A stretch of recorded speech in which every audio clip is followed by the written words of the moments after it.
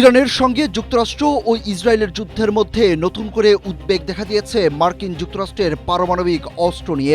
বিশেষ করে যখন মার্কিন প্রেসিডেন্ট ডোনাল্ড ট্রাম্প ইরানের বিরুদ্ধে মৃত্যু খুব ভয়ানক বিপর্যয় নেমে আসার হুঁশিয়ারি দেন, তখন পারমাণবিক শক্তি নিয়ে উদ্বেগ আরও বাড়ছে। এর মধ্যে আলোচনা এসেছে যুক্তরাষ্ট্রের হারিয়ে যাওয়া 6টি পরমাণু ওয়্যারহেড নিয়ে। নিখোঁজ এসব পরমাণু ওয়্যারহেড যুক্তরাষ্ট্রের শত্রু দেশের হাতে পড়লে ভয়াবহ পরিস্থিতি সৃষ্টি হতে পারে। ব্রিটিশ গণমাধ্যম মিররের এক প্রতিবেদনে বলা হয়েছে, হারিয়ে যাওয়া পরমাণু ওয়্যারহেডগুলো এতটাই শক্তিশালী যে তা মুহূর্তেই এক একটি শহর ধ্বংস করে দিতে পারে। স্ট্রবেরি সুপার ডটেড ও ক্লাসিক ভ্যারিয়েন্টে সেন্সেশন জাগুক শিহরণ।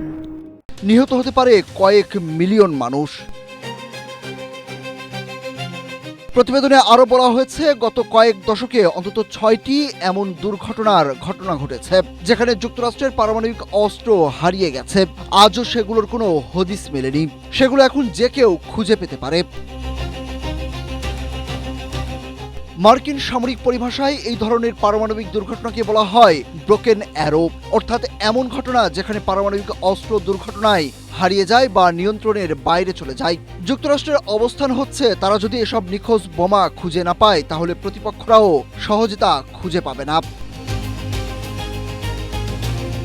যুক্তরাষ্ট্রের নথিভুক্ত 32টি ব্রোকেন অ্যারো ঘটনার মধ্যে এখনও পর্যন্ত অন্তত 6টি পারমাণবিক ওয়্যারহেডের হদিস পাওয়া যায়নি। এর মধ্যে সবচেয়ে আলোচিত ঘটনার একটি ঘটে 1958 সালে। ওই বছর টাইবি দ্বীপের কাছে আকাশে দুটি মার্কিন যুদ্ধবিমানের সংঘর্ষ হয়। একটি B-47 স্ট্র্যাটোজেট বোমারু বিমান তখন একটি সম্পূর্ণ সশস্ত্র মার্ক 15 পারমাণবিক বোমা বহন করছিল। সংঘর্ষের পর পরিস্থিতি বিপজ্জনক হয়ে ওঠে। বিমানটি ক্ষতিগ্রস্ত হওয়ায় পাইলট আশঙ্কা করেন বোমাটি বিস্ফোরিত হতে পারে। ফলে তিনি জরুরি সিদ্ধান্ত নিয়ে জর্জিয়ার উপকূলের কাছে ওয়াসাউ সাউন্ডের পানিতে বোমাটি ফেলে দেন। প্রায় 7,600 পাউন্ড ওজনের এই মার্ক 15 হাইড্রোজেন বোমার বিস্ফোরণ ক্ষমতা ছিল প্রায় 3.8 মেগাটন। তুলনা করলে দেখা যায় দ্বিতীয় বিশ্বযুদ্ধে নাগাসাকিতে পারমাণবিক বোমা হামলায় ব্যবহৃত ফ্যাটম্যানের চেয়ে এটি প্রায় 190 গুণ বেশি শক্তিশালী ছিল।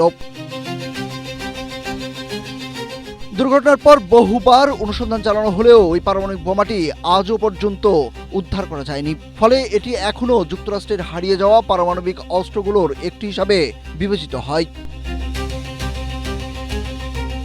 Suruj Ahmed, Asia post.